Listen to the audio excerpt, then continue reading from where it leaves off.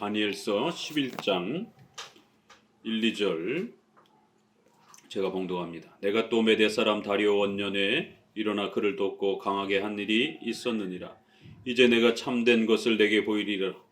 보라, 바사에서 또 새 왕이 일어날 것이요 그 후에 넷째는 그들보다 심히 부요할 것이며 그가 그 부요함으로 강하여진 후에는 모든 사람을 격동시켜 헬라국을 칠 것이며. 아멘. 우리 다니엘서의 이제 마지막 하이라이트 장면이 되는 11장을 함께 배웁니다. 11장은 다니엘서에서 가장 어려운 본문에 또 이렇게 해당이 될 정도로 상당히 많은 인물 또 사건 이런 부분들이 또 분량도 굉장히 많고요. 물론 숫자와 이런 그 앞부분에서의 한때 두때 반때 또 이러한 그 70일에 이러한 부분들도 어렵지만 그것은 우리가 구약 전체에서 또 신약과 연결해서 우리 성경이 숫자를 해석하는 그 법칙, 규칙과 하나의 통일성이 있습니다. 그래서 그거를 잘 이렇게 연결해서 해석하면 어떤 면에서는 오히려 이렇게 쉽게 접근할 수 있습니다. 그런데 11장은 다양한 그 역사적 인물들이 소개가 되면서 이 역사적 인물들을 누구에게다 적용할 것인가, 어디다 적용할 것인가, 이 사건을 예수님의 초림에다 적용할 것인가, 아니면 재림에다 적용할 것인가, 아니면 이제 다니엘이 살고 있었던 바로 그 시대에다가 적용할 것인가.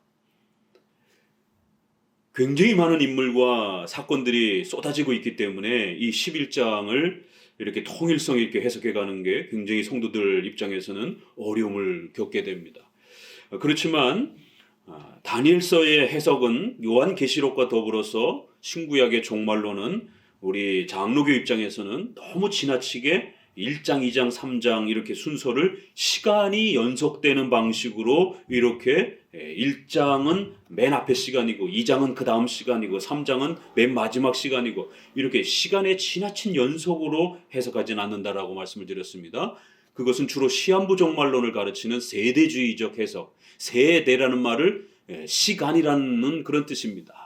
부모의 이러한 세대들이 우리가 할 때 세대 이렇게 표현하는 것처럼 성경의 이러한 큰 역사를 이렇게 굵직굵직하게 7개의 시간으로 세대라는 말을 시간으로 타임으로도 이렇게 우리가 돌려보면 쉽게 이해가 됩니다. 그래서 세대주의자들은 문자를 극단적으로 적용하면서 시간 중심으로 해석한다라는 것. 그래야 14만 4천 명 요한계시록에서 14장에 이렇게 14만 4천 명이 하나님의 백성이다 이러면 그냥 무조건 14만 4천 명을 숫자적 문자적으로 해석해서 하나님의 백성들은 14만 4천 명만 된다 이제 이렇게 되는 것입니다. 그리고 그 14만 4천 명이 첫 번째 비밀 휴거 때에 휴거된다 이렇게 이제 시간 중심으로 또 그다음에 극단적 문자 중심으로 해석을 하는 것이 역사 속에 결국에는 우리가 짧게 500년만 봐도 칼빈으로부터 500년만 봐도 이렇게 극단적으로 문자주의로 해석하는 이러한 그 세대주의, 오늘날에는 세대주의지만 종교개혁 시대 때는 제세례파가 이런 해석들을 많이 했습니다.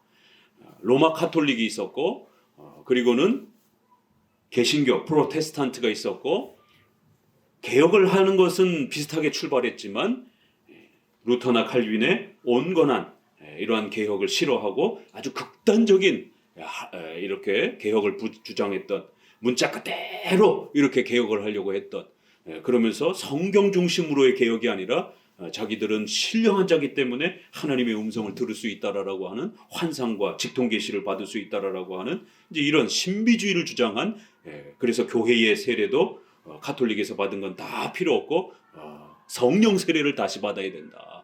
이거 오늘날 순복음교회에서 제2의 성령 세례 이러면서 방언 무슨 이상한 체험 이런 걸 주장을 하는 걸 이거를 성령 세례다 이렇게 표현을 하면서 바로 제세례파가 그 용어를 벌써 500년 전에 사용한 겁니다. 기존에 물 세례로 받은 건 필요 없고 성령의 뜨거운 그러한 체험의 세례를 받아야 된다. 그럴 때 루터나 칼빈은 아니다.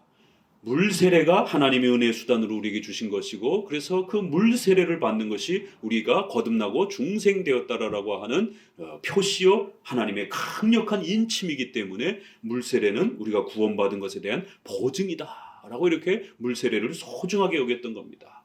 그런데 제세례파는 그런 거 물 몇 방울 찍어 바른다고 해서 그게 무슨 의미가 있느냐? 하나님 앞에 강력한 성령으로의 놀라운 체험을 해야지. 그래서 그를 새로운 세례를 받아야 된다. 성령의 불 세례를 받아야 된다. 이래서 성령 세례라고 이렇게 줄인 것입니다. 그게 오늘날 또 반복이 되는 거예요. 바로 그 제세례파가 요한계시록을 문자 그대로 해석을 해서 천년 왕국론자들이라고 이렇게 또 표현을 한 겁니다. 그렇기 때문에 이 세상은 다 썩었기 때문에 순수한 신자들끼리만의 그러한 왕국을 새로 건설해야 된다는 거예요. 그러면 거기에 그리스도가 이제 재림하실 거다라는 겁니다. 그러니까 이제 결국 이러한 비밀 재림의 이러한 개념부터 시작해서 결국 문자적 이러한 천년 왕국 요한계시록을 끌어다가 우리가 기독교 강요를 읽다 보면 이러한 천년 왕국론자들 이 열광주의자들이라고 그러고 이를 신비주의자들이라고 그러면서 절대로 가까이에서는 안 되는 사람들이라고 이렇게 비판을 합니다. 바로 그런 방식들이 오늘날 순복음교회에서 바로 그 형태들을 극단적 문자적 해석 또 그 다음에 종말론 부분에서는 세대주의적인 이런 시간 중심적 해석 이런 부분들을 그렇게 또 끌고 가는 겁니다. 우리 종교개혁자들의 해석하고 달라요. 종교개혁자들의 해석과 다른 제세례파의 해석, 종교개혁자들과 다른 로마 가톨릭 해석. 로마 가톨릭은 지금도 여전히 교황이 구원을 승인해 줘야 된다라고 이런 식으로 교황이 하나님의 나라로 초대해야 된다라고 이렇게 예수님을 소개하긴 하지만 그 예수님은 아무나 받아들이지 않는다라는 거예요. 그래서 반드시 교황이나 마리아가 중보해 줘야 된다라는 겁니다. 그렇기 때문에 이제 로마 가톨릭 교황과 사제들이 있는 곳이 하나님의 나라라는 것이에요. 그래서 그들의 허락이 없이는 그들을 통해서 고해 성사를 받지 않고서는 절대로 죄 용서도 받지 못하고 예수님께로도 못 나가는 것이 이렇게 자기들만이 하나님의 나라라고 하는 이러한 교권주의를 그렇게 또 표방하는 것입니다. 이렇게 한쪽에는 특정한 그룹을 하나님의 나라라고 그러면서 그렇게 해석을 하는 것이고 그렇기 때문에 재림부터 시작해서 모든 그 결정을 교황과 사제들이 하는 것입니다. 그래야 성자를 붙여주는 겁니다. 성인. 그래 아무나 천국에 들어가는 이 성자를 붙여주지 않는 겁니다. 우리나라도 300년 가까이가 가톨릭이 벌써 이렇게 들어온 지가 300년 가까이가 되는데 2014년에 교황이 우리나라에 방문을 했고 처음으로 우리나라에 성인을 공인해 줬습니다.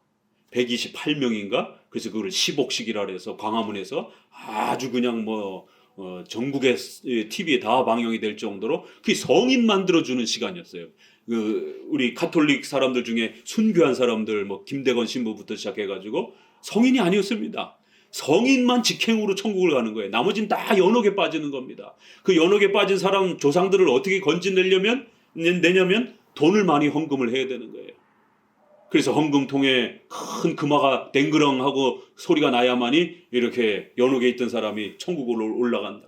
그 면죄부를 증서를 남발을 하고 죄를 면해준다. 지옥의 형벌을 면해준다. 이렇게 해서 돈을 많이 내면 그 면죄부를 증서를 발급을 하고 그렇기 때문에 종교개혁이 일어난 거예요. 그렇게 해서 구원받는 게 아니라 오직 예수 그리스도를 믿음으로 구원받는 것이다.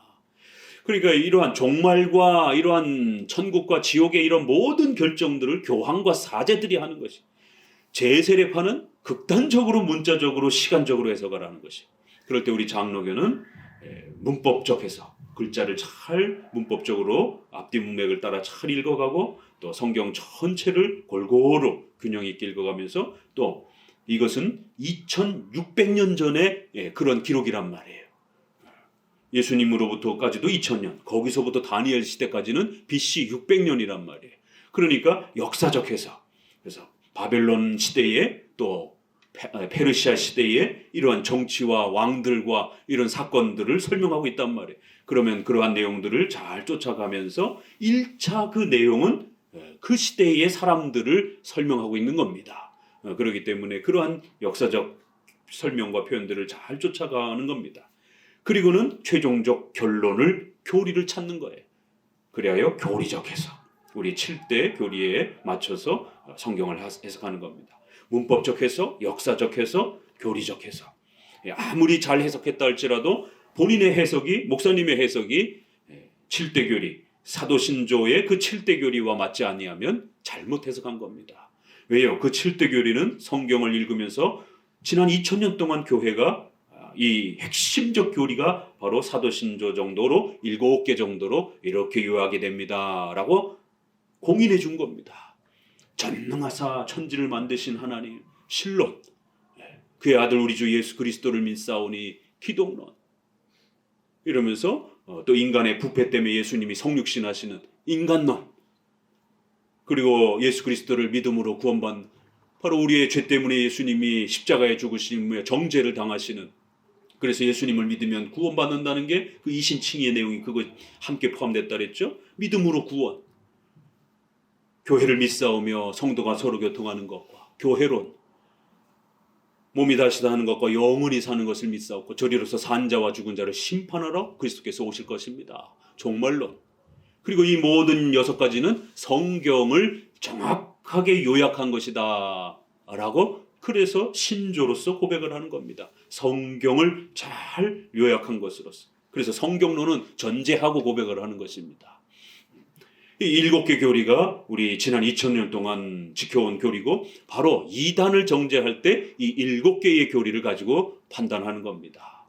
조금씩 서로 차이가 난다 할지라도 그걸 가지고 우리가 뭐라 그러지 않습니다. 다니엘서, 요한계시록에 구체적인 그러한 어떤 인물과 사건들을 조금 다르게 해석해도 다양성으로 다 존중을 합니다.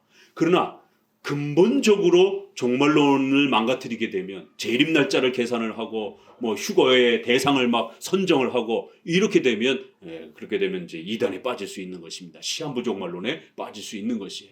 그래서 이렇게 7대 교리 아래에서 다니엘서도 해석하면 충분히 우리가 쫓아갈 수가 있는 것입니다. 거기에 이제 대하이라이트로서 이제 11장을 보시면서, 이 11장은 우리가 앞부분에서 보아왔던, 자, 다시 한번 이제 최종 정리를 해보세요. 이제 다니엘서 이번과 다음만 하면 끝입니다. 가장 구약의 어려운 성경을 이제 우리가 또 이렇게 한번 전체적으로 끝을 내보는 것이, 자, 느부갓네살 왕이 큰 신상을 꿈을 통해서 봤고, 그 신상은 4부분으로 되어 있다라고 말씀을 드렸습니다. 바로 그 4부분은 4왕국을 뜻하는 것이다라고 이제 해석해 갑니다. 바벨론, 그 다음에 페르시아, 바사라고 하는 페르시아, 그 다음에 그리스, 헬라라고 하는 그리스, 그 다음에 로마, 이렇게 4 대제국을 하나님이 어떻게 다스려 가시는지, 인간의 모든 역사는 인간의 손으로 통치되는 게 아니라 전능하신 하나님의 계획과 섭리와 다스림을 통해서 통치하시고 다스려 가신다라는 것을 우리에게 가르쳐 주고자 이제 이러한 꿈을 통하여 다니엘서를 우리에게 가르쳐 주는 겁니다. 자, 그런데 6장에 와서 다니엘이 또 환상을 봅니다. 거기에는 4 짐승으로 또 다니엘이 환상을 보게 됩니다. 이번엔 다니엘 스스로가 환상을 보고 설명을 합니다. 거기에 이제 첫 번째 짐승, 두 번째 짐승, 이렇게 세 번째 짐승, 첫 번째는 사자, 바벨론과 관련된, 그 다음에 곰, 페르시아와 관련되어서, 그 다음에 표범, 속도를 뜻하는 이러한 알렉산더 대왕의 이런 10년 동안의 이러한 어마어마한 제국을 이룩하는, 그러나 그의 총 통치 기간이 10년이지 이 앞선 페르시아의 그 영토를 다 집어삼킨 거는 한 3, 4년도 안 돼요.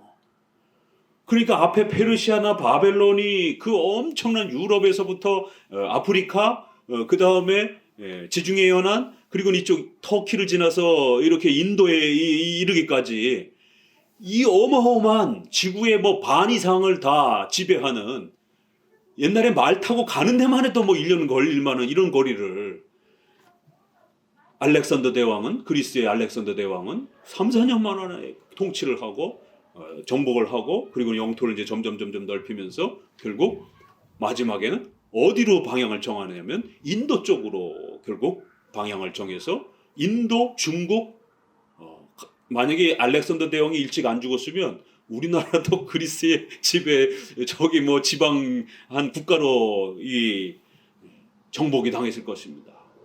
그 결국 알렉산더 대왕이 이렇게 그 인도로 넘어가는 그러한 경계선에서 결국 패패하고 이제 돌아가는, 그리고는 급히 병이 걸려 죽었는지 아무튼 이렇게 알 수 없는 병으로 인해서 급히 죽습니다. 아주 젊은 나이에 33살, 23살의 왕이 돼가지고 딱 10년 통치하고 33세 죽어버리는 것이에요. 앞으로 4, 50년 더 통치를 해도 되는데 하나님이 넌 여기까지. 이게 무서운 거예요. 네가 아무리 세계 대제국을 건설했다 할지라도 그것도 하나님이 주신 거예요. 그리고 너가 누릴 수 있는 건 딱 10년만. 넌 여기까지. 다니엘서는 바로 절대 주권적인 하나님의 주권적 통치와 역사가 얼마나 위대한 것인지를 우리 성도들이 배우고 깨닫도록, 그래야 하여 이 거대한 네 제국을 우리에게 샘플로 보여주시면서 이 위대한 제국들의 흥망성쇠도, 그 왕들의 변화무쌍한 이 거대한 흐름도 하나님이 이렇게 지배하시거든. 우리 성도들 이 한 사람 한 사람 인생 왜 하나님이 못 다스리겠느냐라는 거예요. 그렇기 때문에 두려워하지 말고 온 세상은 하나님의 계획과 통치와 하나님의 손 안에 있다라는 것. 그렇기 때문에 우리 성도들의 모든 생애도 하나님의 주권적 통치 아래 다스림을 받으며 살아가고 있다라는 것. 이거 하나 깨닫는 게 이렇게 어려워요. 우리가 예수 그리스도로 구원받는다라고 하는 이 신칭이 하나 깨닫기가 그렇게 어렵잖아요. 중환자실에 있는 사람 앉혀놓고 이제 곧 눈을 감게 되면 지옥이 열립니다. 영원한 지옥의 형벌에 떨어집니다. 예수님 믿고 죽으셔야 됩니다. 예수님 믿으세요. 안 믿어요. 그 예수님이 누군데 왜 내가 믿습니까? 정말 중환자실에 이렇게 신방도 다녀보고 그러면은 안 믿는 분은 정말 안 믿어요. 끝까지 부정하면서 돌아가시는 이런 분도 계시고, 또 어떤 분들은 저희 아버님도 중환자실에서 이렇게 그 고비를 넘기면서 병실에서 마지막 순간에 예수님을 영접하고 찬송하고 기도하고 그러면서 한 보름을 이렇게 지내시다가 돌아가셨어요. 그 전까지는 이렇게 교회 안 다니신다고 그러시다가, 그 어떤 분은 그 마지막 순간에 예수님 믿으시겠습니까? 라고 저희 아버님도, 너가 믿는 그 예수님 이제 나도 믿고 싶다라고 그러면서 이렇게 목사님 좀 초대해달라라고 그 목사님 모셔서 병실에서 같이 예배드리고 성경 읽어드리고, 어떤 사람은 참 눈을 감는 순간에도 예수님을 안 믿는데, 어떤 사람은 그렇게 평생 안 믿다가도 죽음에 임박해서 그렇게 예수님을 또 영접하는 이런 역사들을 보게 됩니다. 참 사람의 힘으로 이게 가능한 일이 아니라는 걸 우리가 알 수가 있어요. 하나님의 은혜와 주권적인 그 구원의 역사가 아니면 예수님을 믿는 것도 쉬운 일은 아니에요. 물론 우리가 예수님을 믿고 고백하고 우리가 하나님 앞에 책임감을 가지고 회개하고 신앙에 또 이러한 결단을 하는 것입니다. 그러나 반드시 모든 역사는 하나님의 절대 주권 아래에서 일어난다는 것을 꼭 명심하셔야 됩니다. 그런 것처럼 이렇게 우리의 모든 인류의 삶 전체 역사도 하나님께서 섭리와 통치로 다스려 간다라고 하는 것. 이 신칭의에 대한 은혜뿐만 아니라 또 이렇게 하나님의 통치 역사, 전 역사를 주관하시는 이러한 은혜도 하나님께서 전부 그렇게 인도하심으로 우리의 인생 전체를 지배하신다라고 하는, 바로 그거를 우리에게 가르쳐 주는 겁니다. 이 신칭의를 모르는 게 얼마나 불쌍하고 안타까운 일입니까? 그런 것처럼 하나님의 절대 주권과 섭리를 모르고 살아가는 게 얼마나 안타까운 일입니까? 성경 전체는 창조주 하나님과 이신칭의를 가르치는 구원자 하나님으로 우리가 배워가는 것입니다 라고 이렇게 기독교 강의에서 거듭 성경 전체를 그렇게 요약해야 된다라고 여러 번 말씀을 드렸습니다. 자, 그렇기 때문에 내 이 짐승으로 봤을 때 표범, 알렉산더 대왕 얘기하다가 헬라의 이런 표범, 그리고는 철 이빨을 가진, 이 세상에서는 설명할 수 없는 그런 어마무시한 그러한 권력과 힘을 표현을 하려고 하다 보니까 이 세상 짐승으로는 설명이 안 되는 거예요. 그래서 철 이빨을 가진 그런 무시무시한 그런 상상의 짐승을 소개하면서 그 어떤 짐승보다도 더 강력한 그런 힘과 권세를 가진 이거 로마에 이제 해당이 되는 이러한 나라를 짐승의 환상으로 이렇게 소개를 합니다. 여기 표범을 설명할 때도 우리 한번 봅시다. 앞부분에서 이미 다뤘던 부분 있죠.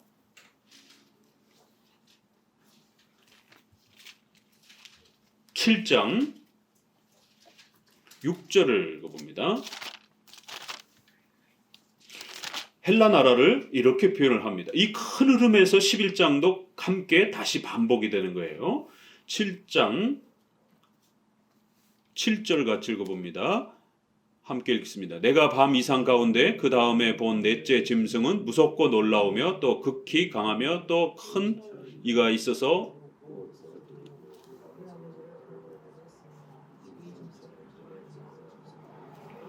또 열불이 있으므로 이건 이제 좀 전에 설명했던 네 번째 나라인 로마에 해당이 되죠. 6절을 같이 읽어봅니다. 그 후에 내가 또 본즉 다른 짐승 곧 표범과 같은 것이 있는데 그 등에는 새 날개가 넷이 있고 그 짐승에게 또 머리 넷이 있으며 또 권세를 받았으며. 그래서 표범처럼 빠른 그러한 알렉산더 대왕의 통치를 소개하면서 거기에 또 표범도 빠른데 거기에 날개 넷을 또 달아놨어요. 그러니까 얼마나 빠르냐라는 거예요. 그래서 이 헬라 제국의 특징을 어마어마하게 빠른 걸로 이렇게 표현을 해놨습니다. 그런데 그 짐승에게서 머리가 4개가 불쑥 나오더라는 거예요.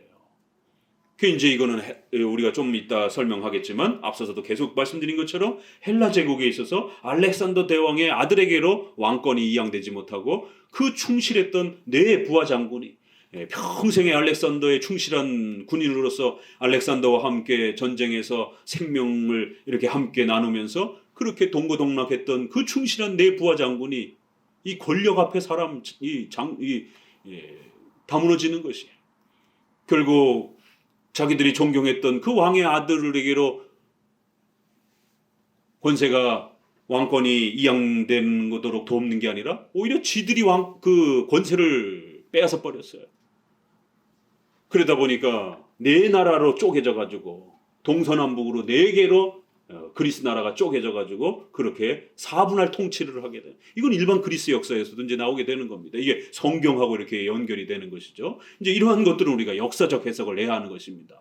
왜요? 성경이 바로 그 역사를 이야기하고 있고 그 역사에 이스라엘 백성들이 같이 살아가고 있고 그 역사에 그 악한 왕들이 이스라엘 백성들을 지배하고 있기 때문에 그 정도에서 이스라엘 백성들과 연결된 정도는 일반 세계사의 역사도 같이 설명을 끌고 가는 겁니다. 자, 그래서 이제 이렇게 네 환상을 이렇게 설명을 했습니다.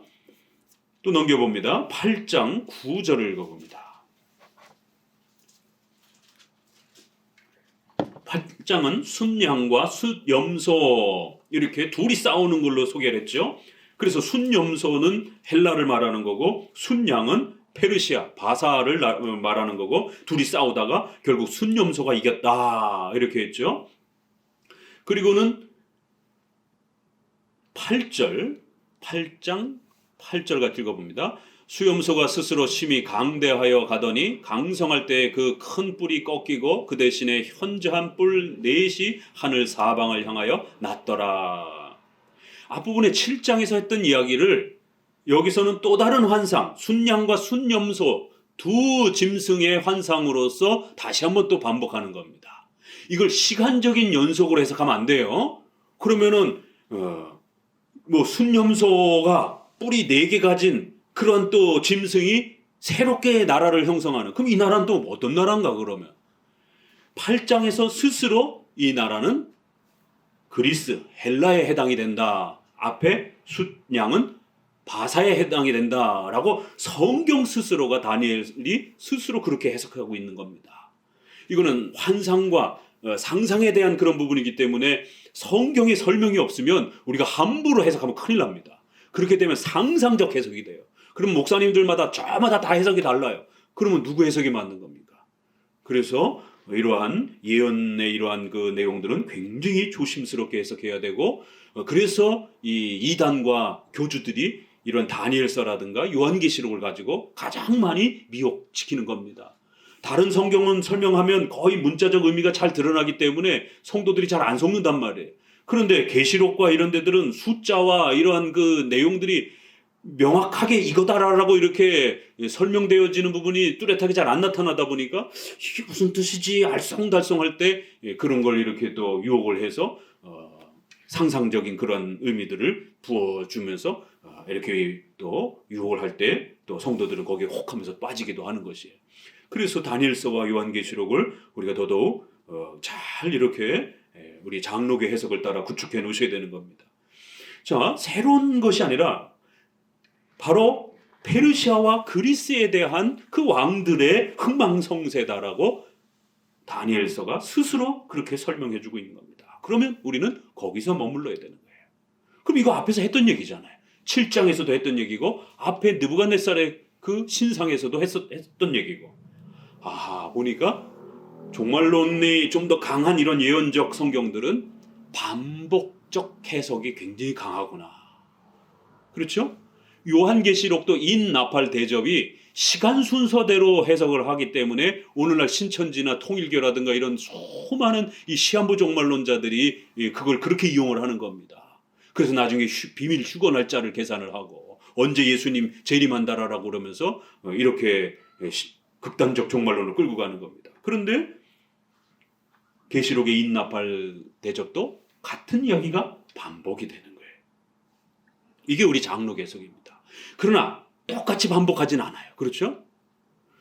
앞부분에서는 4개의 나라의 전체를 설명했다라면 이제부터 8장부터는 2 나라를 중심으로 좀 더 세밀해집니다. 그리고 오늘 11장에서는 헬라 나라에만 좀 더 집중하는 거예요. 그러니까 이렇게 4개의 나라를 2번 설명하고 8장 이제 와서는 2개 나라 바사와 그리스의 싸움을 좀 더 집중을 해서 설명을 하고, 그러니까 이 그리스와 페르시아와 관련해서는 양이 많아지겠죠. 확대가 되는 거예요. 11장에 와서는 그리스의 이야기들을 집중적으로 다루니까 이야기가 확대가 되는 거예요. 그렇죠? 첫 번째, 반복 해석이 된다는 거. 그러나 단순히 문자 그대로 반복하는 게 아니라 내용을 좀 더 좁히면서 더 확대하면서 내용이 풍성해지더라는 거예요. 점층적 방법이에요. 그래서 이거를 반복적 점층법, 점층적 반복법, 이렇게 이해해 두시면 돼요. 우리 장로교 해석은 반드시 구약의 신약의 종말론과 관련된 이런 예언 부분들은 점층적 반복법으로 해석한다라는 것, 여기에 반대말은 시간 중심적 해석이라는 것, 또 상상적 해석이라는 것, 이런 것과 잘 우리가 대조를 해야 됩니다.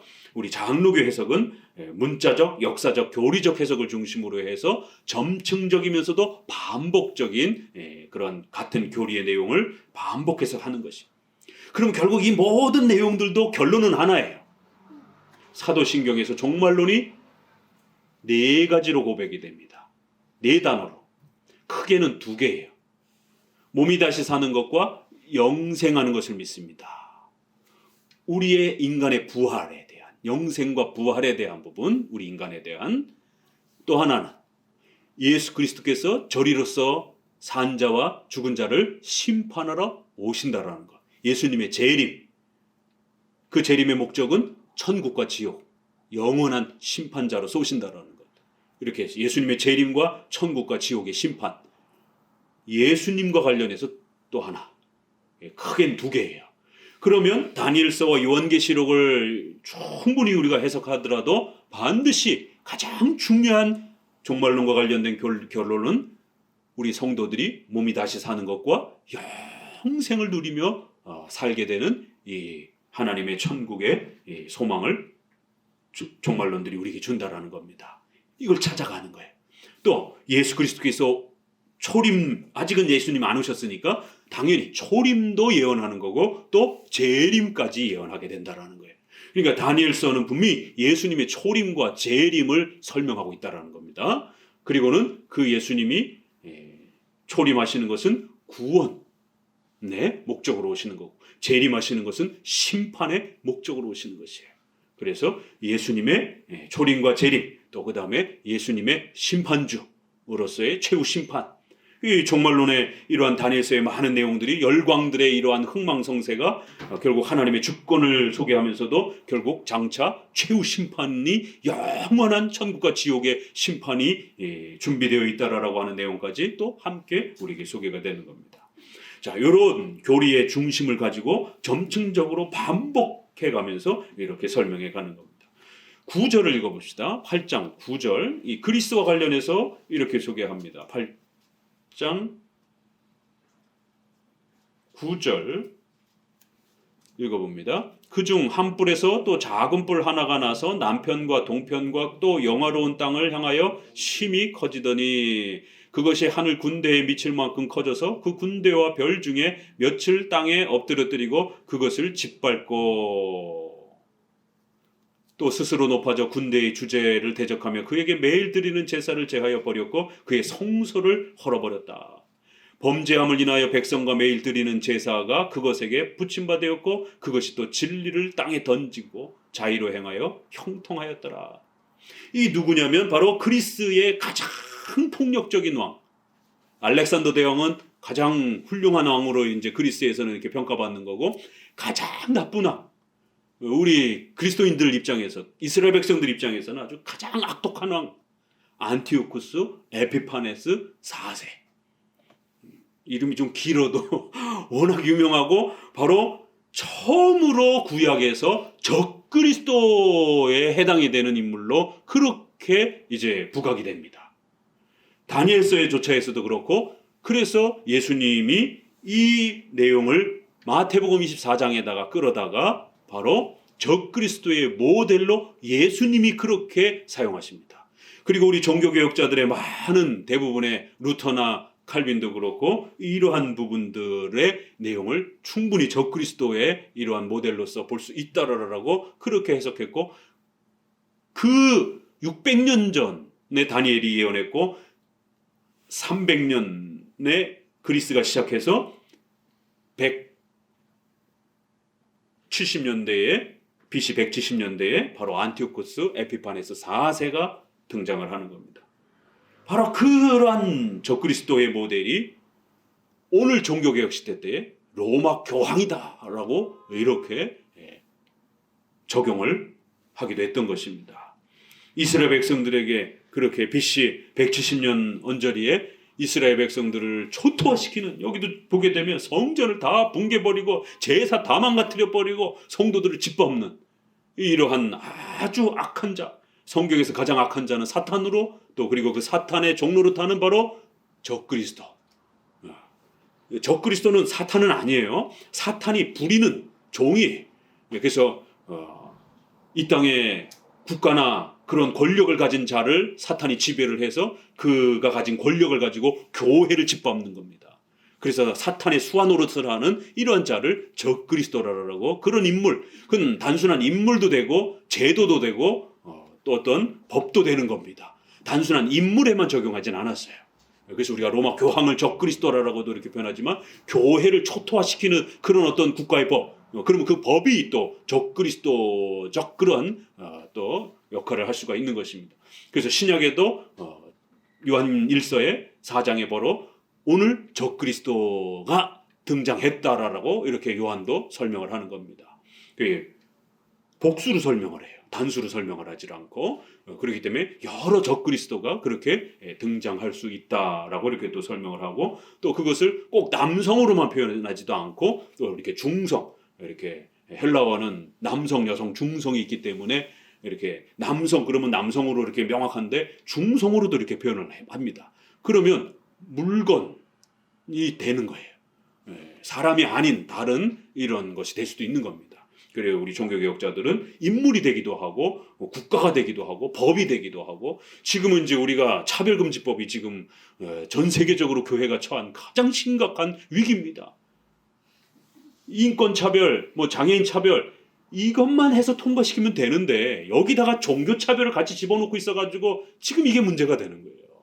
저희가 계속 신학자들과 각 교계 기관에서 종교차별 부분만 빼라. 그러면 남녀차별, 인권차별, 장애인차별 이런 모든 부분에 대해서 빨리 통과시켜라. 그건 우리 기독교도 바라는 바이니까. 그런데 거기다 종교차별까지 집어넣는 겁니다.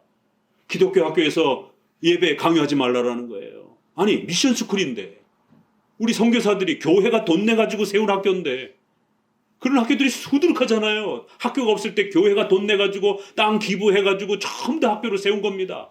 조건은 아이들에게 1%만이라도 시간을 그렇게 할애해서 예배 드릴 수 있도록, 성경 가르칠 수 있도록, 그 조건으로. 그래서 불교도 학교를 만들고 로마 카톨릭도 학교를 만들고 기독교도 학교를 만든 겁니다. 그런데 이제는 더 이상 예배 드리지 못하게 하는 거예요. 예배 드리면 그 종교 차별이라는 거예요. 그래서 아이들이 학교장 선생님을 대상으로 해서 소송을 하고, 네, 차별당했다라고, 종교를 강제로 강요받았다라고. 그렇게 해서 법원에서 그 학생을 입장을 손을 들어주는, 어린이집에서 교회가 세운 어린이집인데 거기서 목사님이 월요일마다 예배드리고, 저희 아들도 그렇게 교회에서 운영하는 어린이집을 다녔기 때문에 월요일은 꼭 목사님이 오셔서 기도해주고 성경 이렇게 가르쳐주고, 그리고 이제 모든 프로그램을 시작하는 거예요. 근데 지금 그렇게 못합니다. 종교차별이라는 거예요. 부모님들이 그거 바로 그냥 교육부 시청에다 전화하면 지원금 다 끊깁니다. 이 종교차별이라고 하는 이유 때문에 종교를 더 이상 강요하지 말라는 거예요. 개종을 목적으로 전도하지 말라는 거예요. 그냥 교회 안에서만 그냥 너희들끼리만 그냥 예배드리고 성경 공부하는 건 그건 타치하지 않겠다. 그러나 바깥으로는 못 나온다는 거예요. 이게 중국의 종교법입니다. 제가 중국에도 몇 번씩 가서 신학교에 가서 강의도 하고 그러는데, 외국 사람들이 자기네들끼리 앉아가지고 예배드리고 호텔이건 어디선 간에 자기네들끼리 예배드리는 건 타치 안 해요. 그런데 거기에 중국인이 끼잖아요? 그럼 체포해 갑니다. 이게 문제예요. 이게 중국의 기독교 종교법입니다. 그러면서 자기들은 대외적으로 우리도 종교 자유 다 인정해 준다라고. 개종을 목적으로 바깥으로 나가면 체포가 되는 거예요. 이런 악법이 교회의 토대를 뿌리채 망가뜨릴 수 있는 이러한 법을 전 세계적으로 또 지금 대한민국도 심각한 지금 위기 앞에 놓여져 있습니다. 그러면 그 법이 교회를 무너뜨리는 법이 된다면 그 법이 적그리스도의 법이 될 수 있는 것입니다. 우리야 그냥저냥 자유롭게 신앙생활 했지만 우리 자녀들 세대는 도망다니면서, 일제시대나 6.25 시대처럼 도망다니면서 예배를 드려야 되는 그런 시대가 돌입할 수도 있는, 그런 시대가 올 수도 있는 것입니다. 그래서 이러한 다니엘서의 그런 하나님의 경고와 이런 부분들을 더욱 우리는 예의주시해서 잘 살펴보고 신앙의 자유를 위해서 목소리를 내고 우리의 신앙의 권리를 지키기 위해서 더더욱 또 성도들이 기도하고 또 우리가 함께 싸워야 될 부분들을 또 저항해야 하는 것입니다. 자, 그래서 이 8절 9절에 교회가 짓밟히고 이 악한 그리스의 왕이 등장을 하는데, 이 왕은 다른 어떤 왕보다도 유독 교회를 핍박하고 성전 제사를 다 파괴하고, 이 다른 왕들은 안 그랬어요. 다른 왕들은 돈만 잘 내면, 식민지로서 돈만 잘 내면 거의 타치하지 않고 이렇게 자치를 할 수 있도록 이렇게 배려도 하고 있단 말이에요.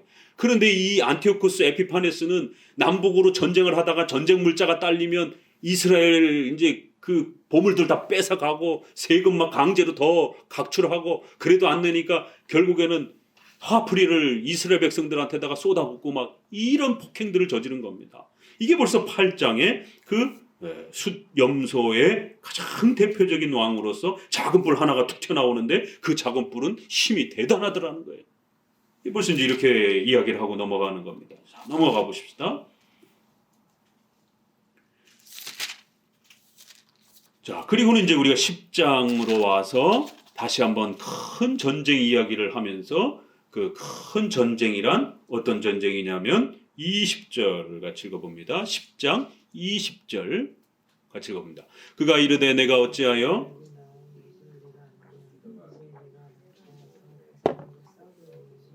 내가 나간 후에 헬라군이 이를 것이라. 이 바사군과 헬라군이라고 하는 이 큰 전쟁을 다시 한번 또 언급을 합니다.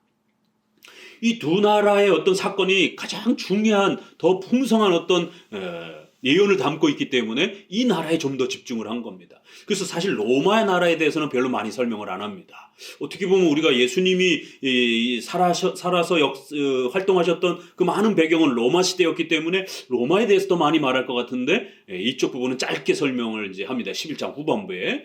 그리고 앞부분 바벨론 부분도 좀 더 많이 말할 것 같은데 바벨론에 대한 그런 역사는 이미 이사야 또 예레미야 에스겔에서 많이 말했기 때문에 이렇게 많이 또 말하진 않습니다.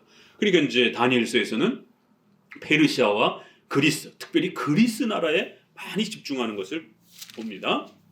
11장으로 이제 들어옵니다. 그렇기 때문에 이런 큰 흐름 아래에서의 역사적 해석을 쫓아가면서 성경이 가르치는 중요한 교리를 찾아야지 밑도 끝도 없이 이제 큰 전쟁은 아마겟돈 전쟁이다. 종말의 마지막 최후 심판 때 어느 시점에 일어날 어느 지역에서 일어날 전쟁이다. 지금 러시아하고 우크라이나하고 전쟁하는데 이거 아마겟돈 전쟁의 이제 시작이다. 여기에 이제 미국이 가담하기 시작하게 되면서 여기 이제 핵 폭탄이 이제 떨어지게 되면 바로 불지옥이라고 하는 불못이라고 하는 요한계시록의 이러한 아마겟돈 전쟁과 이런 마지막 전쟁이 이제 시작이 되는 거다. 그러놓고는 꼭 끝에 가서 돈 얘기를 하는 겁니다. 그러니까 이 땅에 돈 필요 없으니까 빨리 돈 정리해가지고 가지고 오라고 교회에다 바치라라고 이러면 이제 이게 다 사이비입니다. 정말 조심하셔야 돼요. 절대로 성경의 종말론은 그렇게 성도들에게 공포를 조장하고 그렇게 위협해가지고 돈을 강탈하는 그런 방식이 아닙니다. 오히려 다니엘서에서 가르치는 것은 온 세상은 하나님이 지배하시기 때문에 두려워 떨지 말고 성도들은 평상적인 그러한 삶을 잘 살아가라는 거예요. 내일의 종말이 올지 그 다음 종말이 올지 예수님이 도적같이 오신다라고 하셨고 그날과 그때는 아무도 모른다라고 이렇게 분명히 성경에서 가르치고 있단 말이에요. 그렇기 때문에 오늘 우리는 최선을 다해서 여러분의 가정, 직장, 또 사회를 또 교회 생활을 열심히 평상시와 다름없이 최선을 다해서 살아가면서 하나님을 소망하면서 살으라는 것이에요. 왜요? 하나님이 결정해야 종말이 온다라는 겁니다. 이렇게 성경은 오히려 위로와 소망과 용기를 주는 방식으로 종말론을 소개하지 그렇게 공포를 막 이렇게 조장하는 방식으로 이렇게 해서 종말론을 소개하지 않습니다. 자, 이러한 그 헬라 역사의 이러한 과정들이 앞부분에서부터 쭉 설명이 됐고 이제 11장에 와서는 본격적으로 이제 그 헬라 왕에 대한 부분을 다시 설명합니다. 그래서 2절부터 이제 시작을 해보면요. 이제 내가 참된 것을 내게 보이리라 그러면서 여기도 바사의 나라에서 또 새 왕이 일어날 것이요. 후에 넷째는 그들보다 심히 부요할 것인데 바사, 페르시아 나라를 다시 한번 설명하는 거예요. 그런데 한 절로 그냥 짧게 끝내버려요. 페르시아의 그 큰 나라는 대략 고레스 왕으로부터 시작이 됩니다. 그렇죠? 고레스 왕이 이스라엘 백성들을 포로에서 풀어주면서 돌아가라 라고 했기 때문에 고레스 왕은 굉장히 이제 유명한 왕이고 중요한 왕입니다. 그리고는 이제 뭐 캄비세스, 뭐 스메르디스 뭐 이러면서 조금 더 설명을 해 갑니다. 그러나 이제 이런 부분에서 이제 페르시아 왕이 세 왕이 소개가 되고 그 넷째는 조금 더 힘이 강하다라는 거예요. 더 강력한 그런 권세를 좀 더 발휘한다라는 거예요. 이게 누구냐면 바로 에스더 남편이에요. 아수로의 왕이라고 이렇게 표현합니다. 성경에서는 이 히브리 표현으로 이 영어식 표현으로는 크세르크스라고 이렇게 표현을 합니다. 이제 우리 젊은 사람들은 300 그 영화 300인 그 영화가 유명하죠. 이걸 배경으로 해서 1편은 그 유명한 레오니다스 왕이 막 그 남자들이 막 그냥 근육질의 남자들이 막 이렇게 전쟁하는 그러한 그 장면. 그래서 테르모필레라고 하는 그 협곡에서 전부 다 죽는 이 스파르타쿠스의 용사들.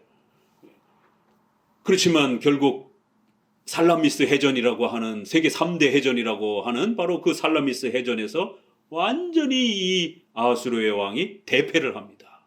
그리스가 대패를 합니다. 그리하여 이제 나라가 뒤집어지기 시작하는 거예요. 그래야 이쪽 스파르타쿠스, 그리스, 이러한 그 마케도니아 이쪽 지역의 이 유럽 초입의 이러한 지역에 그 분열됐던 나라들이 하나로 합쳐지면서 거기에 이제 그리스가 중심이 돼가지고 그 나라를 통합하면서 그리스가 이제 뜨기 시작하는 겁니다. 그러면서 이 페르시아를 압도하기 시작하는, 이 해군력에 어마어마한 이 배들을 다 잃어버리는, 많이 잃어버리는. 그리하여 결국 아수르의 왕이 돌아와서 전쟁에 패하면, 지금 푸틴이 지금 전쟁에서 패하면 권좌에 쫓겨나잖아요. 이건 역사가 다 똑같아요.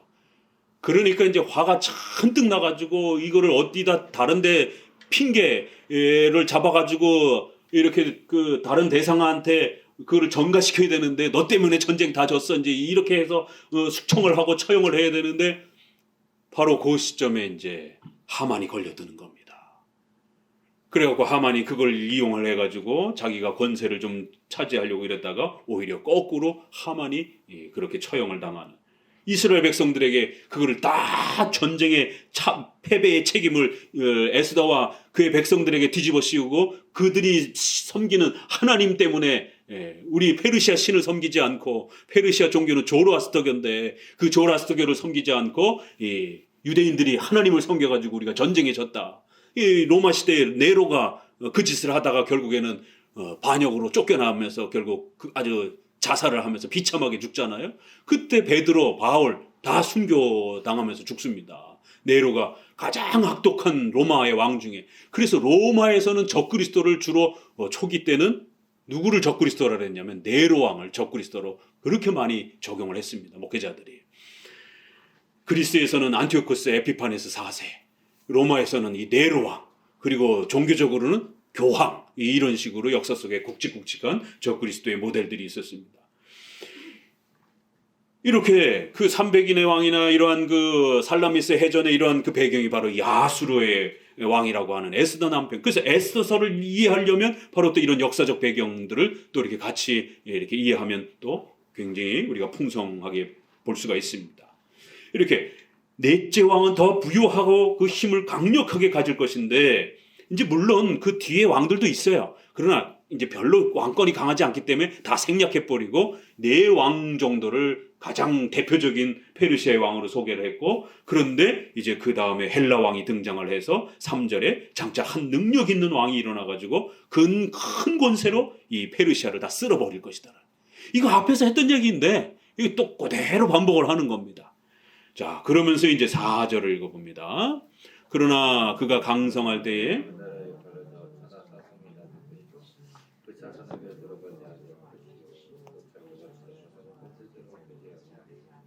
예. 여기도 보니까 천하사방으로 나눠질 것이다라는 거예요. 그 엄청난 권세를 가졌지만 결국 그 권세가 자기 아들에게로 계승되지를 못하고 사방으로 흩어진다라는 거예요. 내 지역, 내 권력으로 흩어진다라는 거예요. 앞부분에서는 네 머리가 등장을 한다 이렇게도 표현했는데, 여기서는 천하사방으로 지역이 나눠질 것이요, 그래서 그 자손에게 돌아가지 않는다. 아주 여기는 더 구체적으로. 그렇기 때문에 이거를 막 상상적으로 넓혀가지고는 이 사람은 누구다 막 이렇게 해석하면 안 된다라는 것이죠. 객관성이 떨어지는 거예요. 이것은 다니엘이 이제 앞으로 오게 될 이스라엘 백성들이 식민지로 고통 속에서 살아야 될 그 나라들을 차근차근히 바벨론, 페르시아, 바사, 그 다음에 헬라, 로마를 이렇게 역사적으로 바라보면서 설명해 가는 것이지, 먼 미래에 알 수도 없는 그런 어떤 나라를, 대상을 이렇게 설명하는 건 아니라는 것입니다. 그래야 이렇게 하나님께서 전 역사를 지배하신다라는 것을 실제적인 내 그 제국을 샘플로 보여주시면서 하나님이 얼마나 철두철미하게, 이미 벌써 이걸 보세요. 이것이 성취되는 안티오쿠스 에피파네스가 등장을 하려면, 여기 지금 알렉산더가 등장을 하려면 알렉산더가 336년에 이제 통치를 시작을 합니다. 그러면 다니엘이 600년도의 사람이에요. 자그마치 300년 뒤에 얘기를 지금 하고 있는 거예요. 예언이 이런 겁니다. 그래서 예언한 대로 그대로 성취되어야 하나님의 말씀이 능력이 있는 것입니다. 그런 역사적 성취를 위해서 이렇게 예언으로 담아놓은 거지, 이걸 먼 상상에 알 수도 없는 사람을 소개해 놓으면 그게 누군지 뭘 어떻게 알겠습니까? 이렇게 예언은 예언한 그대로 선지자가 예언한 대로 성취되어졌을 때 그 선지자의 말이 하나님의 말씀임을 우리가 믿고 신뢰할 수 있도록 그렇게 이러한 예언의 형식으로 담아놓은 겁니다. 그리고는 안티오코스 에피파네스는 170년, BC 170년, 그러니까 다니엘로부터 400년 뒤의 사건입니다. 어마어마한 일반 사람으로서는 맞출 수도 없는 내용이죠. 그런데 이렇게 300년, 400년 뒤의 일을 정확하게 한치 오차도 없이 예언했고 그 예언한 그대로 성취됐다라는 거예요. 그렇기 때문에 이 다니엘서는 신의 말씀으로서의 권능과 힘을 가지고 있다는 겁니다. 자손에게 돌아가지도 아니할 것이요 이러면서 자기 주장하던 권세대로 되지 않는다. 자, 그러면서 이제 본론으로 이제 들어갑니다. 5절을 같이 읽어봅니다. 남방에 강하여 권세를 떨치리니 그 권세가 심히 클 것이요 몇 해 후에 그들이 서로 그러나 이 공주의 힘이 쇠하고 그 왕은 서지도 못하며 권세가 없어질 뿐 아니라 그 공주와 그를 데리고 온 자와 그를 낳은 자와 그때 도와주던 자가 다 버림을 당하리라. 이렇게 아주 이제는 구체적인 인물들을 말하기 때문에 이거를 너무 상상적으로 해석하면 큰일 난다라는 겁니다. 역사를 잘 쫓아가야 돼. 남방 왕은 이제 헬라가 지배를 합니다. 323년에 알렉산더가 죽고 그 아들이 잠깐 통치를 합니다. 대략 한 7년 정도 이 왕권 다툼을 합니다. 그러니까 30살에 죽었으니까 아들이 얼마나 어리겠어요. 그러니까 소위 말해서 섭정을 하는데 내 부하가 자기가 더 섭정을 하려고 옥신각신 하는 겁니다. 그러면서 그 권력 다툼을 7년 가까이 하다가 결국 이제 315년에 야, 그럴 것 같으면 우리 똑같이 n분의 1로 하자. 이런 식으로 해서 결국 저 위쪽에 우리가 시리아라 그러죠. 수리아라라고 하는 북쪽에는 이 안티고누스라고 하는 이러한 왕조가 세워지고 부하가 밑에는 프톨레미라고 하는 프톨레미 왕조가 이제 세워지게 되고 그리고 좌우로 카산더라고 하는 이제 이러한 또 부하고 또 리시마코스라고 하는 이제 이러한 이제 우리 두 이름은 그렇게 크게 뭐 기억 안 했어도 되는데 이 남북으로 이제 이어지는 그 두 인물 안티고누스하고 남쪽의 프톨레미 이 두 이름은 좀 기억할 필요가 있어요. 이게 이제 계속 11장의 중심 이 왕조가 되기 때문에 이 프톨레미 왕조에서 결국 여러분이 잘 아는 그 로마의 유명한 이제 삼두 정치를 하다가 63년에 BC 63년에 로마가 이제 본격적으로 나라를 지배하면서 삼두 정치, 폼페이오스, 율리우스 시저 뭐 이런 이제 세 사람이 로마를 통치하는 거예요. 바로 그렇게 삼두 정치가 되다가 옥타비아누스라고 하는 바로 로마의 이제 예수님 시대에 예수님을 태어나는 그 시점에 통치자인 이 옥타비아누스라고 하는 이 통치자가 결국 남북으로 나눠져 있는 이 지역적 힘의 균형을 로마의 이 권세를 합치면서 악티움 회전이라고 하는 애굽의 이 클레오파트라. 그래서 클레오파트라의 코가 조금만 높았더라면 뭐 세계가 바뀌었을 것이다라는 게 바로 이것 때문에 그런 거예요. 만약에 클레오파트라가 자기의 미모를 이용을 해서 옥타비아누스를 물리쳤다라면 클레오파트라 세상을 지배를 하는 역사가 일어났던 거죠. 누구죠? 그 클레오파트라의 남자. 응? 갑자기 이 생각이 나네. 안토니우스. 응, 그래. 안토니우스. 이 안토니우스하고 옥타비아누스가 결국 권력 다툼을 하면서 남북으로 서로 나눠가지고 통치하고 있었는데 결국 옥타비아누스가 욕심이 생겨서 로마 전체를 지배하고 싶은 마음에 결국 애굽까지 다 집어삼키려고. 그러니까 이 안토니우스가 클레오파트라라고 하는 이 전통적인 애굽의 이 권세를 이용을 해가지고 로마를 치려고 그렇게 둘이 뭐 사랑에 빠져서 그렇게 된 건지 전략적으로 했는지 그거야 뭐 역사가들의 설명인 거고, 아무튼 그래서 클레오파트라와 안토니우스가 힘을 합쳐서 옥타비아누스를 공격했지만 악티움 해전이라고 하는 데서 결국 패배하면서 옥타비아누스가 로마 전체를 지배하는, 그 이제 둘은 결국 끝내 자살해서 죽는 이런 애굽의 역사가 여기서 끝납니다. 그러니까 우리가 출애굽에서 봤던 그 애굽 왕조가, 많은 분들은 바로와 모세의 싸움에서 결국 바로의 군대가 그 물에 홍해 수장이 돼가지고 애굽이 없어졌나 이렇게들 생각하는데 그렇지 않습니다. 그래도 그 애굽은 초강대국이기 때문에 그 군대를 잃어버렸어도 여전히 또 힘을 유지하는 거예요. 그리고 또 이렇게 계속 유지하는 겁니다. 조그맣게라도. 그러다가 이제 클레오파트라가 죽으면서 애굽이라는 나라는 완전히 없어져 버립니다. 그리고 로마에 이제 완전히 편입이 돼가지고 이렇게 역사가 흘러가는 것이에요. 자, 이렇게 시작이 되어지는 이제 첫 시작에서 남방 왕은 이러면서 남쪽과 북쪽으로 이렇게 두 왕조가 이제 형성이 됩니다. 안티고누스라고 하는 이 북쪽의 왕조가 형성이 되고 밑에는 프톨레미우스라고 하는 이제 이렇게 왕조가 섰는데, 이 안티고누스가 결국 프톨레미우스의 부하에 의해서, 프톨레미우스가 셀류커스라고 하는 부하를 대동해가지고 안티고누스를 쳐버리는 거예요. 남북이 이제 싸우다가 좌우로는 벌써 편입이 됐어요.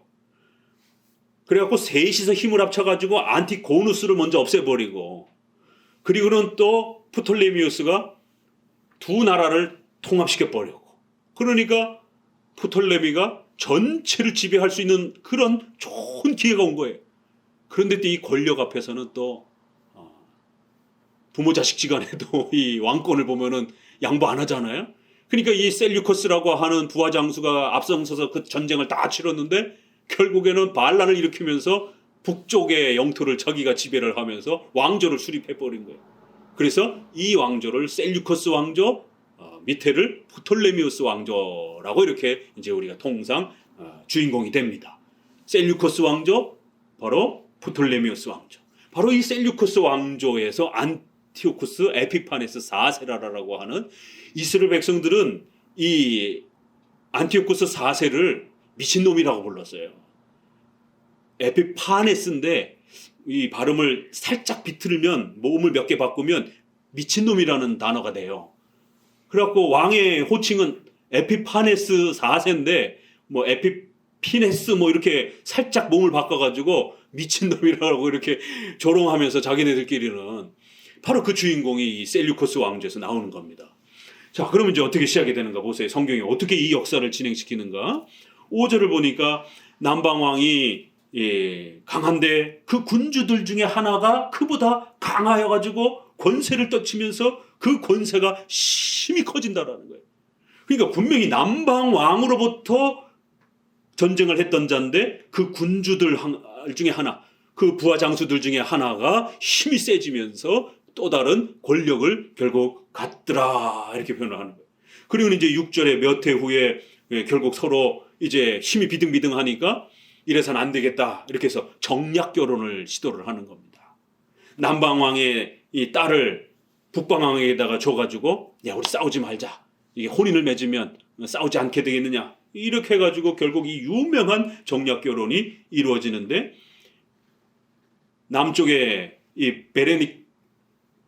베레니케라고 하는 이 공주를 북쪽으로 시집을 보냈는데, 이 여인들이 가만히 있겠습니까? 이 왕비가, 북쪽의 왕비가 가만히 있지를 못하는 거죠. 후궁이 들어왔는데.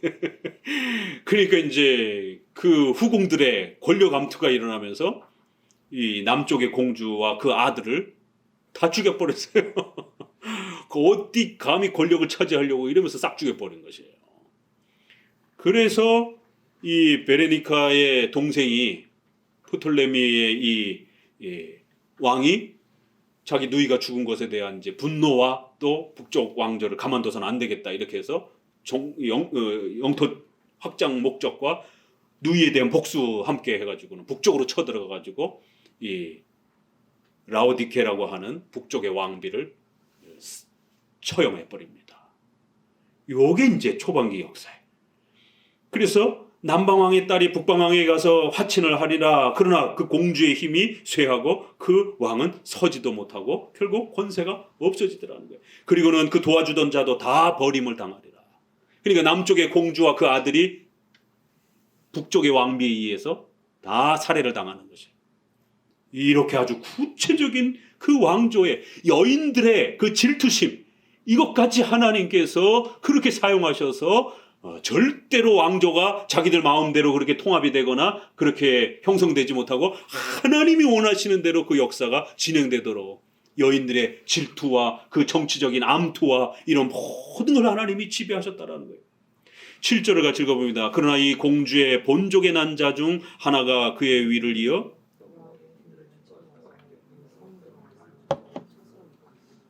그 신들과 부어 만든 우상들과 그 은과 금 아름다운 기구를 다 노력하여 애굽으로 가져갈 것이요. 그 이제 본족에서 난 바로 그 누이의 동생인 프톨레미우스 이제 3세라고 하는 프톨레미가 그냥 이름이 돼요. 그 왕 이름이 돼서 프톨레미 1세, 2세, 3세, 4세 이런 식으로 이제 내려갑니다.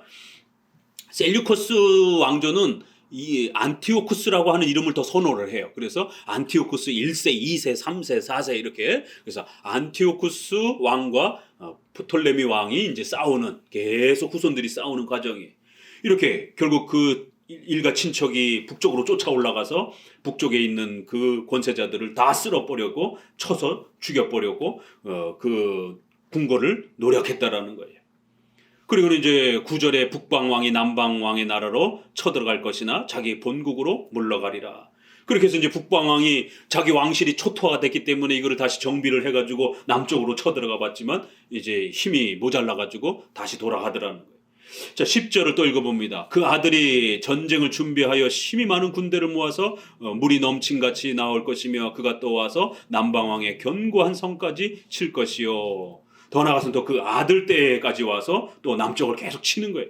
11절 남방왕이 크게 노하여 나와 북방왕과 싸울 것이라. 북방왕이 큰 무리를 일으킬 것이나 그 무리가 그의 손에 붙임 바 되리라.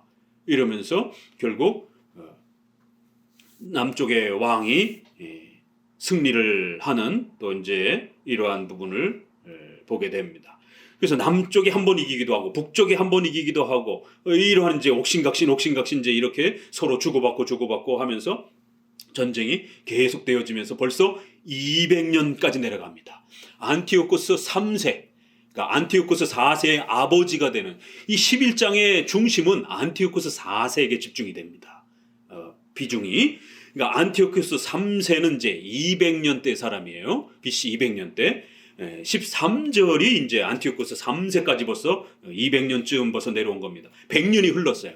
315년에 넷이서 나눠 가진 왕조가 둘로 이제 통합이 되면서 둘로 서로 싸우다가 이제 200년까지 이렇게 100년이 지났습니다. 13절을 같이 읽어봅니다. 북방왕은 돌아가서 다시 대군을 몇 해 후에 대군과 많은 물건을 거느리고 오리라. 그때 여러 사람이 일어나서 남방왕을 칠 것이요 내 백성 중에서도 강포한 자가 스스로 높아져서 이상을 이루려 할 것이나 그들도 도리어 넘어지리라. 그래서 북방왕이 이제 돌아가서 다시 군대를 전부 다 더 많이 준비해가지고 이 안티오쿠스 3세가 또 남방을 쳐내려온다라는 거예요. 그러나 이 이제 전쟁에서도 크게 또 또 다른 면들이 보이는데요. 15절에서 이에 북방왕은 와서 토성을 쌓고 견고한 성을 취할 것이요 남방 군대는 그를 당할 수 없으며 또 그 택한 군대라도 그를 당할 힘이 없을 것이다. 이렇게 해서 엄청난 그러한 또 전과를 이루는 것을 보게 됩니다. 이렇게 아주 구체적으로 남쪽 그 왕조를 치는데 문을 다 걸어 잠그고 수성전이라 그러죠. 이렇게 성 안에 딱 버티고 있는, 이러니까 북방왕이 이걸 어떻게 아무리 공격을 해도 성이 안 무너지는 거예요.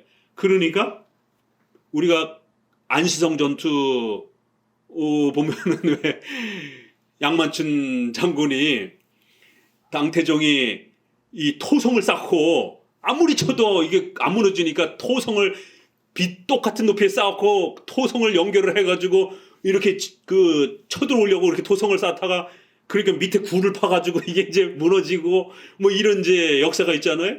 여기도 보니까 토성을 쌓아가지고는 결국 성 비슷하게 만들어가지고 아예 그냥 성 높이만큼 만들어갖고 집어삼킨 거예요. 그러니까 이런 전쟁의 역사가 역사 속에 있었던 거예요. 그러니까 당태종도 그거를 이렇게 들어가지고는 흉내를 보려고 했던 것이죠. 아주 이렇게 구체적인 그 역사의 이 사건까지, 전쟁이 어떻게 승리하는 것까지 이렇게 세밀하게 다루고 있는 겁니다. 성읍을 점령할 것이요. 그리고는 이제 16절도 보니까 어떻게 또 연결이 되면 오직 와서 치는 자가 임의로 행하리니 능히 그 앞에 설 사람이 없겠고 그가 영화로운 땅에 설 것이요 그 손에 멸망이 있으리라. 이러면서 결국에는 이스라엘 백성들이 공격을 당하는. 왜냐하면 애굽하고 북쪽의 시리아는 그 가운데 전쟁 길목이 이스라엘 땅이에요. 그러니까 반드시 이스라엘 땅을 지나가야 애굽으로 내려갈 수가 있는 겁니다. 이 위치 자체가. 그러니까 이스라엘 백성들이 얼마나 많이 고초를 당했겠어요. 그 세계 대전이 일어날 때마다 항상 그 경로에 있다 보니까 그 결국에는 교회가 핍박을 당하고 이 세계 전쟁과 이 왕대 그 큰 거대 국가들이 싸울 때마다 교회가 엄청난 고통을 당하더라는 거예요. 그러면서 또 이제 이 싸움이 어느 한쪽으로 또 이렇게 승리가 안 나가고 계속 질질질질 끌리니까 17절 읽어봅니다. 그가 결심하고 전국의 힘을 다하여 이르렀다가 그의 화친할 것이요 또 이루지 못하리니 그에게 무익하리라. 여기도 보니까 또 다시 이제 한 100년쯤 뒤에 또 다시 정략 결혼이 또 일어나는 거예요. 그래가지고는 이번에는 북쪽의 왕이 안티오쿠스 3세가 자기 딸을 남쪽에다가 공주를 줘서 그렇게 정략 결혼을 맺으려고 했는데 이제 여기에서는 우리가 그 어디죠? 낙랑공주인가? 그 북 찢어가지고 전쟁에서 이렇게 북이 울어가지고 막아줬는데 그 낙랑공주인가? 그 누구예요 그거? 응? 호동왕자와 낙랑공주 사건이죠. 딸이 배반을 해버렸어요. 시집을 가가지고 신랑이 너무 마음에 들었는지 신랑한테 쏙 빠져가지고는 결국 자기 아버지랑 나라를 배신하고 아버지가 딸을 보낸 거는 너 가가지고 나라의 비밀 이런 거를 다 아버지한테 이렇게 군사력이라든가 이런 거 다 보고해. 그럼 아버지가 그거 다 참고 해가지고 남쪽을 칠 테니까 이렇게 해서 딸을 처음에는 약속을 해갖고 보냈는데 막상 가서 결혼을 하고 살다 보니까 신랑이 너무 마음에 들었는지 결국 아버지의 북쪽에 있는 모든 군사 전략을 자기 남편한테 다 그냥 쏟아서 다 준 겁니다. 그래가지고는 북쪽이 대패를 하는 우리나라의 낙랑공주 호동왕자 그 사건하고 아주 비슷한 이게 남녀 간의 이 사랑. 여긴 또 이제 사랑이에요. 아까는 이제 똑같은 정략 결혼인데도 이렇게 다르잖아요. 위에서는 여성들끼리의 그 왕비들의 그런 그 권력과 암투, 남편을 차지하기 위한 질투, 이런 어떤 인간의 그 정서와 마음까지도 하나님이 지배하셨다라면 여긴 또 남자에게 또 그렇게 사랑에 푹 빠져가지고 나라까지 다 팔아먹는 이러한 엄청난 또 남녀의 이러한 사랑의 이 마음까지 하나님이 지배하고 움직이셔서 결국 제국을 역사를 움직여 가시는. 만약에 이게 안티오쿠스 3세의 아버지 뜻대로 됐다라면 나라는 판도가 다 바뀌었을 것입니다. 그런데 하나님께서 또 역사하셔서 아직은 남북 왕조가 통일되면 안 되는 거예요. 아직은 더 두 개로 남북으로 나눠져 있어서 더 역사가 흘러가야 되는 거예요. 로마 때까지는. 그게 하나님이 계획하에 놓으신 바로 하나님의 역사의 계획이었기 때문에. 이루지 못하리라. 그러면서 18절에 그 후에 그가 같이 읽어봅니다. 18절 19절 마지막. 그가 얼굴을 섬들로 돌이켜 많이 취할 것이나 한 대장이 있어서 그의 보이는 수욕을 씻고 그 수욕을 그에게 돌릴 것이므로 그가 드디어 그 얼굴을 돌이켜 자기 땅 산성들로 향할 것이나 거쳐 넘어지고 다시는 보이지 아니하리라. 이렇게 해서 결국에는 패하고 나서 그 얼굴을 바닷가로 돌려가지고 많이 점령을 하고 또 거기서 어떤 권력을 차지하려고 했는데 갑자기 느닷없이 한 장군이 나타나서 그 북쪽의 영토 확장을 중단을 시켜버려서 결국 북쪽으로 다시 후퇴를 했더라. 이렇게 말하는 거예요. 이 바닷가는 바로 이태리, 로마를 말하는 거예요. 이게 바닷가 끝지역에 이렇게 있으면서 이렇게 섬들을 좀 점차 이렇게 지배해 갔던 로마를 말합니다. 그 이제 로마라고 하는 나라가 이제 등장하는 게 이제 200년 요 전으로 해서 이렇게 등장을 합니다. 로마는 이제 한 270년 정도의 BC 등장을 하는데 아까 그 200년쯤에 그 앞부분의 그 역사에 포에니 전쟁이라고 하는 그 유명한 로마와 애굽의 이렇게 위쪽 나라를 중심으로 해서 카르타고를 중심으로 해서 그 위쪽이 로마인 거예요. 그러니까 이 로마 지역이 이 섬나라들을 지배를 하면서 점차 영토를 넓히는 과정. 그러면서 이 전통적으로 또 강력한 또 힘을 갖고 있었던 한니발 장군이라고 하는 역사 속에 그 한니발 장군이 지배하고 있었던 이 카르타고 지역에 이러한 그 권세가 있었는데 로마가 이제 거길 자꾸 쳐내려오니까 한니발이 이것들 봐라 내 나라까지 쳐내려오네 이러면서 결국 로마와 카르타고가 이제 싸움이 붙는 이제 이쪽에서는 육지 쪽에서는 북쪽과 남쪽의 안티코누스와 프톨레미 왕조가 싸우고 있지만 이쪽 섬 쪽의 바닷가 쪽에서는 로마하고 한니발이 포에니 전쟁으로 1차, 2차 이렇게 싸우고 있는 겁니다. 그러면서 이제 200년 그 아버지 때에 싸우고 한니발 아버지 때에 1차 전쟁이 그리고 이제 한니발 때에 200년쯤에 이제 218년에 포에니 전쟁 2차 전쟁이 시작이 됩니다. 그래서 요 200년을 지금 우리가 보고 있는 겁니다. 그래가지고는 북쪽으로 돌아가면서 남쪽을 집어삼키지 못하니까 주변 나라 조그만 나라들이나 먹으려고 이제 이렇게 하는데 여기에 느닷없이 갑자기 스키피오라고 하는 유명한 로마의 그 위대한 장수가 느닷없이 등장을 해가지고 한니발을 격파를 해버리고 한니발이 아무리 공격을 해도 안 되니까 저 스위스 쪽으로 돌아가가지고 그 한니발이 알프스 산인가를 넘어서 그 얼음산을 넘어서 로마를 이렇게 공격을 하는 이런 이제 역사가 등장을 하는 거예요. 잠깐은 이겼지만 결국 이 스키피오가 등장을 하면서 한니발을 격파를 하고 그래야 한니발은 쫓겨가고 그 한니발이 쫓겨나서 안티오쿠스 3세에게로 옵니다. 그렇기 때문에 이게 역사가 연결이 돼요. 그래갖고 도망가다 북쪽의 안티오쿠스 3세에게로 도망을 와가지고 자 이제 세계전쟁이 여기서 일어납니다. 그때 당시에 세계전쟁이 그래갖고는 연합전쟁이 벌어진 거예요. 안티오쿠스 3세와 북쪽에 그리고는 한니발이 짝이 된 거예요.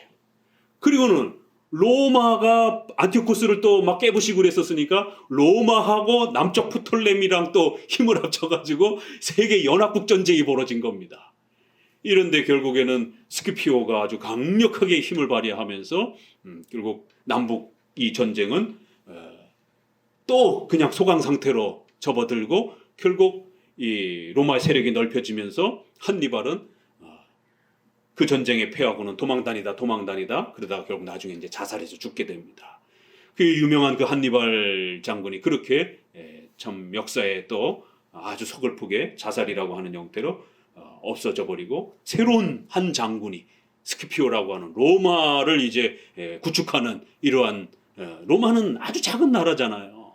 그 세계 제국이 지금 움직여가고 있는데 이 섬나라라고 말하는 겁니다. 로마를 그냥 섬이나 몇 개 점령하고 이제 이런 나라인데 결국에는 그 작은 힘이 모아지고 또 세계 전쟁이 판도가 바뀌기 시작하면서 결국 이 로마가 포에니 전쟁에서 한니발을 쫓아내면서 그 지중해 일대를 지배했고 그러면서 남북 왕조가 계속 서로 지들끼리 싸우고 이러다가 전쟁에 군인들과 군수물자가 잔뜩 소비가 되면 지금 우크라이나 전쟁에서 러시아를 우리가 지금 보고 있잖아요.